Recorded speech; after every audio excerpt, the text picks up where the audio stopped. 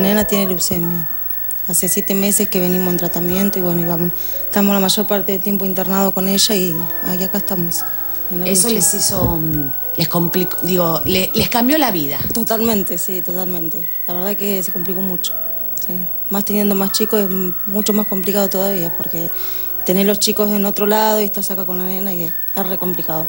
¿Vos trabajabas? No, siempre estuve con ellos yo. Mi marido vive de changas, o sea, es albañil y hace changa.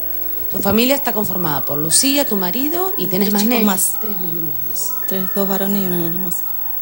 Y económicamente se les está haciendo duro.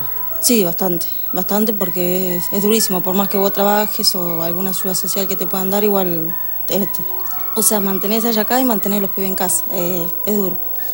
¿Lucía está evolucionando bien? Sí, gracias a Dios ha tenido sus complicaciones, pero ahora va bien. Va mejorando. Sí, va mejorando, sí.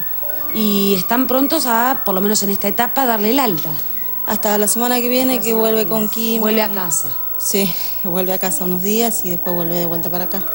Sí. ¿Está necesitando qué, María Cristina? Y por lo principal alimentos, ¿viste? Porque ella necesita, o sea, comer todas las comidas del día y estar bien alimentada y por ahí se te complica un poco.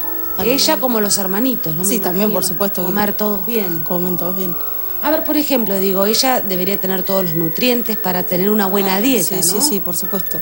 Sí, tiene que tomar leche, comer sus postres, todo lo que le dan los médicos tiene que comerlos, sí o sí. Y por ahí se te complica y no puedes comprárselo. Porque le compras a ella, tenés que comprarle a los demás y la verdad es muy difícil. Sí.